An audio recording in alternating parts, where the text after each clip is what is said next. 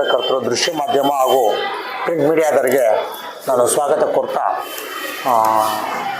ಈ ದಿನ press meet ಕರೆದಿರೋ ಉದ್ದೇಶ ಏನು ಅಂದರೆ, ಸುಮಾರು 136 ಜನ ಶಾಸಕರಲ್ಲಿ ಹಿರಿಯ ಮುತ್ಸದ್ದಿ ಅಂದರೆ ಯಾವುದೇ ಥರದ ನಾಯಕ ಅಂದರೆ ಜಯಚಂದ್ರ ಅವರು ತುಂಬ ಅನುಭವಿ ರಾಜಕಾರಣಿ. ಇಂಥ ಅನುಭವಿ ರಾಜಕಾರಣಿನ ಕಾಂಗ್ರೆಸ್ ಪಕ್ಷ ಅವ್ರನ್ನ ಉಪಯೋಗಿಸ್ಕೊಳ್ತಾ ಇಲ್ಲ. ಅವ್ರನ್ನ ಕರೆಕ್ಟಾಗಿ ಸ್ಥಾನಮಾನ ಕೊಟ್ಟು ಮಂತ್ರಿಗಿರಿ ಕೊಟ್ಟು ಅವರು ಇದು ಮಾಡಬೇಕು. ನಮ್ಮ ಜೊತೆಗೆ ನಮ್ಮ ತಾಲೂಕಿನವರೇ ಆದಂಥ ನಾವೆಲ್ಲ ಸಮಾಜದವ್ರಿಗೂ ಇವತ್ತು ಒಂದು ಸಣ್ಣ ಸಣ್ಣ ಸಮಾಜಕ್ಕೂ ಗುರುತಿಸಿ ಅವರೊಂದು ಹಾಸ್ಟೆಲ್ ಕಟ್ಟೋಕ್ಕೋ, ಒಂದು ಸಮುದಾಯ ಭವನ ಕಟ್ಟೋಕ್ಕೋ, ಪ್ರತಿಯೊಂದು ಜನಾಂಗಕ್ಕೂ ಸುಮಾರು 25 ಜನಾಂಗಕ್ಕೆ ಇವತ್ತು ಜಾಗಗಳು ಕೊಟ್ಟಿದ್ದಾರೆ. ಆಮೇಲೆ ನಮ್ಮ ಕ್ಷೇತ್ರದ ದಿಕ್ಕನ್ನೇ ಬದಲಾಯಿಸ್ಬಿಟ್ರು.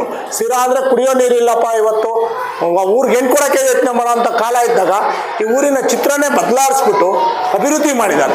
ಎಜುಕೇಷನ್ ಇರ್ಬೋದು,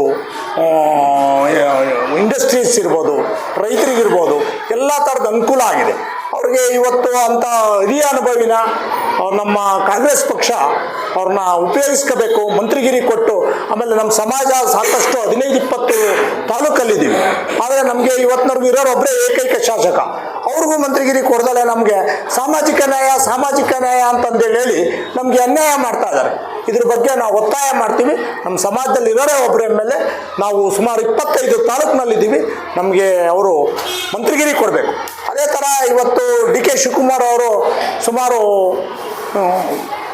7 ವರ್ಷದ ಮೇಲೆ ಆಗಿದೆ ಅವರು ಇದಾಗಿ. ಅವ್ರ ನೇತೃತ್ವದಲ್ಲಿ 100 HK ವೀರೇಂದ್ರ ಪಾಟೀಲ್ರು ಬಿಟ್ಟರೆ ನೆಕ್ಸ್ಟ್ ಇಷ್ಟೊಂದು ಬಹುಮತ ಬಂದಿದ್ದು ಅಂದರೆ ಡಿ ಕೆ ಶಿವಕುಮಾರ್ ಅವ್ರ ನೇತೃತ್ವದಲ್ಲಿ. ಡಿ ಕೆ ಶಿವಕುಮಾರ್ ಅವರು ಸಿದ್ದರಾಮಯ್ಯರು ಇಬ್ಬರು ಸೇರಿ ಹೋಗಿದ್ದಾರೆ. ಈಗ ಸಿದ್ದರಾಮಯ್ಯರು ಅನುಭವಿಸಿದ್ದಾರೆ. ಬೇರೆ ಪಕ್ಷದಲ್ಲಿ ಅವರಿಗೆ ಮುಖ್ಯಮಂತ್ರಿ ಮಾಡಿರಲಿಲ್ಲ. ನಮ್ಮ ಪಕ್ಷ ಅವ್ರಿಗೆ 7 ವರ್ಷ ಮುಖ್ಯಮಂತ್ರಿ ಮಾಡಿದೆ ನಮ್ಮ ಪಕ್ಷ. ಅದನ್ನೆಲ್ಲ ಅರ್ತು ಇವತ್ತು ಡಿ ಕೆ ಶಿವಕುಮಾರ್ ಅವರಿಗೆ ಅಧಿಕಾರ ಹಸ್ತಾಂತರ ಮಾಡಬೇಕು. ಹೈಕಮಾಂಡ್ ಅಷ್ಟೇ ಅವರಿಗೆ ಡಿ ಕೆ ಶಿವಕುಮಾರ್ ಅವ್ರಿಗೆ ಮುಖ್ಯಮಂತ್ರಿಗಿರಿ ಕೊಡಬೇಕು ಅಂತಂದೇಳಿ ನಾವು ಮುಂದಿನ ದಿನದಲ್ಲಿ ಕಾಂಗ್ರೆಸ್ಗೆ ಭವಿಷ್ಯ ಉಳಿಬೇಕು ಅಂದರೆ ಡಿ ಕೆ ಶಿವಕುಮಾರ್ ಅವರಿಗೆ ಮುಖ್ಯಮಂತ್ರಿ ಮಾಡಬೇಕು ಅಂತಂದೇಳಿ ಈ ಪೂರ್ವಕ ಒತ್ತಾಯ ಮಾಡ್ತೀನಿ ನಿಮ್ಮ ಮೂಲಕ.